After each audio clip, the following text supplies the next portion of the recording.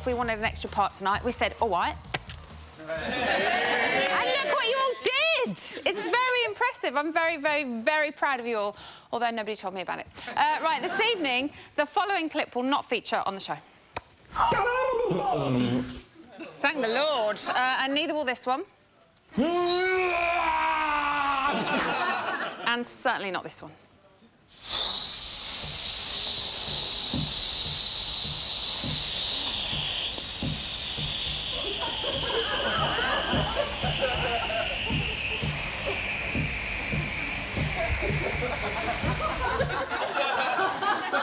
Sexual frustration, possibly, and all of those noises.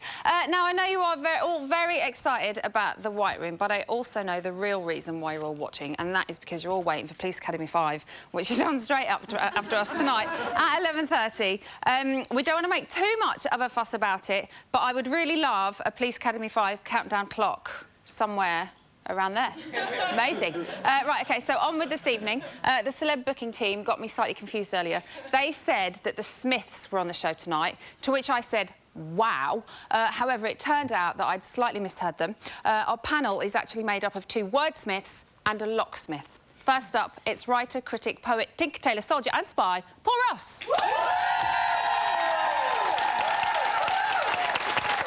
That's impressive. What colour are the underpants?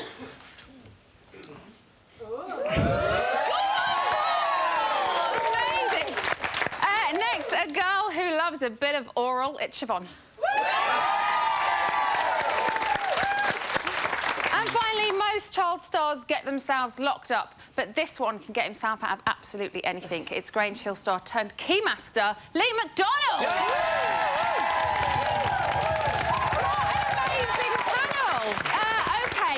Chat about tonight's show. So Sarah, Lucas and Connor are in the White Room, but it seems the rest of the house are the most affected by the absence of them. So, Siobhan, do you think that Ashley and Becky are struggling without Lucas and Connor? Yeah, I think Ashley's definitely struggling without Lucas because she wants all their cuddles and, you know, it's a little bit of, you know, something nice in the house. Becky, obviously, the banter, they're going to miss the jokes, like Connor is a joker, so they're probably going to miss that. But I think it might be good because then they might have to start talking to... Integration. Integration. It's a slightly more deflated house without the 2 boys in there, isn't it? And that's quite surprising because they're big characters, but they're not the loudest of characters. They're not the loudest, but when you put them all together, you put that with Becky, you put it with Scott, you put Connor, you put Lucas together. That's where the fun is. So I think it's actually going to be a near-on mute house until the White Task ends, I think. OK. Also this evening, we saw the insiders go outside and the outsiders go back inside. So, Paul, do you think that Adam, Luke and Dina have kind of secured the living room now that Connor and Lucas are out of that house? I think they've kind of evicted Becky and Ashley, and they've chosen to go out Becky and Ashley. But what I don't like about Becky... I used to love Becky until last night with the whole BMI thing, when she overreacted madly. Really? Have you not got a mirror in the house, Becky? You're a big girl. Now, I like a big girl, but she's a big lass. And she deliberately took offence at it. And now, her and Ashley have been very nasty out there, bitching about Dina, and I think they're doing themselves no favours. I'm really surprised you said that, Paul, because I was reading your thoughts on the show earlier on in my dressing room, and you loved Becky, didn't you? Until last night. Yeah. She's blown it, I think. Isn't it insane how much you can just change your opinion of somebody by one little thing? Is that weird for you, Siobhan, coming out now and seeing that? Yeah, because 1 minute someone likes someone and it can take 1 episode and then they're like, no, I hate them. It's just, it's crazy how it just flips like that overnight, so it is quite strange. Lee, we saw quite a ballsy Dina again this evening, when she kind of confronted Ashley and they had a little bit of a bicker. Do you think she's feeling slightly braver with the absence of Connor and Lucas? I do, because she reminds me, when she first went into the house, she reminded me of Roland from Grange Hill, who got bullied. Not physically, but she was always bullied, and anything she said, it was taken the wrong way, and she was a real loner. She was interested Janet to run after him and go, Roland, I love you. But I think she's got her own, she's coming up to her own now, and she's really feeling her feet, and I'd like her to be in the final.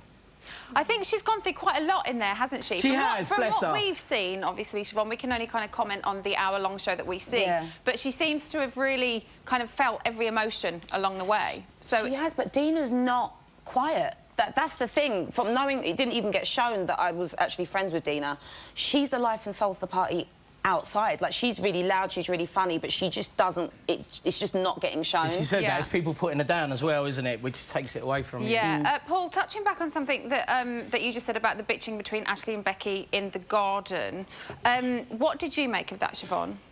Oh, well, because you're obviously quite tight with Ashley, so... I am. Repping Team Ashley. I do love Ashley, but the thing about it is that it's so divided, and then I think when they were in the bedroom and Dina and Ashley had that little convo and she snapped at her, it just makes the divide even worse. So the way do you think it was over the top of them? Oh, no, that bitching was hardcore. That was a little bit over the top. No, but do you think they reacted over the top for what Dina did? Yeah, definitely. Or 1,000,000%. It wasn't that hard, because when I heard them talking, I was like, who are they possibly talking about? Is it Satan? Like, who are they actually talking about? It was a bit deep. But I just think in there now, I just think it's... Everyone is just fed up now. Everyone's getting on each other's nerves, but it was a bit of a over-the-top reaction, I think. OK, let's talk about the White Room, considering you've all dressed up very white for us this evening. Scott decided he didn't want to go in there. Lee, do you think this is down to his slight dislike that we've seen for Luke S? I think it's more to do with Sarah's mum insulting him on the nomination. He really hasn't taken that well, I think he was doing really, really well, and I think he would have gone forward, he would have put himself forward, but now it's really knocked him for 6. Yeah. And he's sitting on the fence a bit. It's really, it's disturbed him completely. Yeah, he doesn't want to put a foot out of place, does he? No, no. I mean, watching him now, it's not the same Scott, and he's lost a bit of his zest, I think. It's really knocked him for 6, what she said about him. Yeah. And it's a shame, because if he goes in, he makes me laugh. He's a good character in there. He is a good character, yeah. Now, we've seen, obviously, that there's a free pass to the final at stake. Connor has said that he needs it the most. Do you agree? No. He does. Pardon?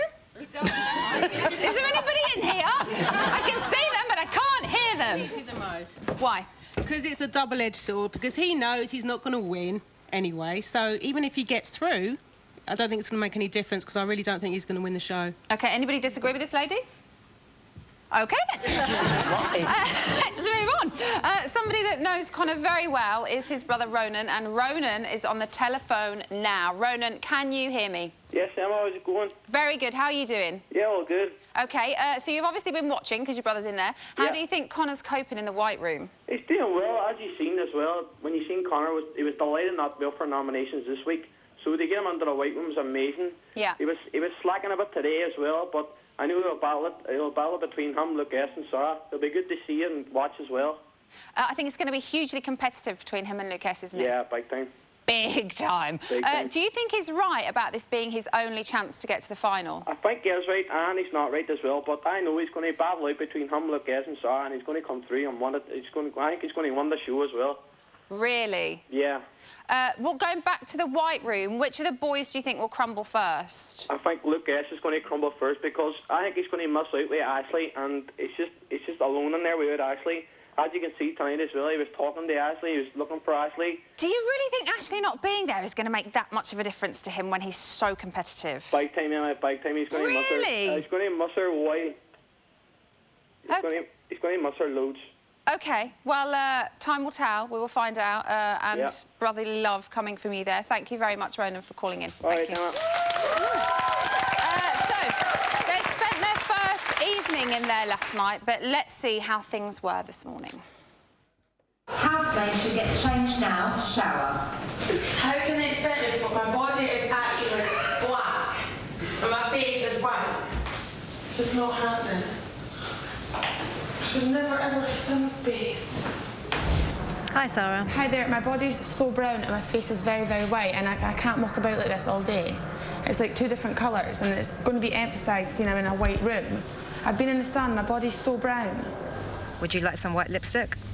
Would I like some white lipstick? Oh my God! If she gets makeup, we want. Shut up, Connor. We want a white Right. hat. Okay. Well, I want to leave. I'm leaving the room. Like I'm not staying in here. Siobhan, how would you have coped with that task? Oh, Emma, look, I'd probably give it maybe 2 minutes, and I probably would have been like, peace in the Middle East, y'all, deuces. I would have been gone. No, I wouldn't have lasted at all. No. You'd have jogged on. But what I think is the most important question of this part of the show so far is, to Paul, does Luke A look like Matt LeBlanc? To Stevie Wonder, he might look like Matt LeBlanc, but not to the rest of us, really. It's quite sweet, though, isn't it? And he's really grown on me, Luke. In the first week, he was fantastic. Then I went off him a bit. I'm really back on him, and I'm sure he's going to make it to the final. Another thing that you mentioned, actually, that I was reading earlier on is you think he seems like a little brother.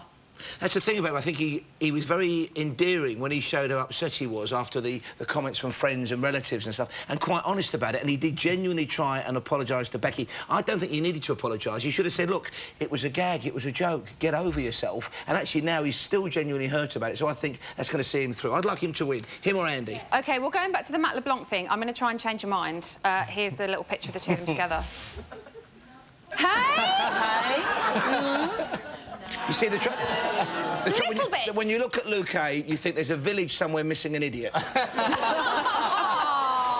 a nice way. OK, so we're all done with that for now. But remember, it's not 1988. You can tweet us or get in touch via the website. Details are on your screen down here right about now. Still to come, Kirk Norcross talks about his favourite subject, which is sex. And we draw ever nearer to Police Academy 5. But now, though, you can save your fave.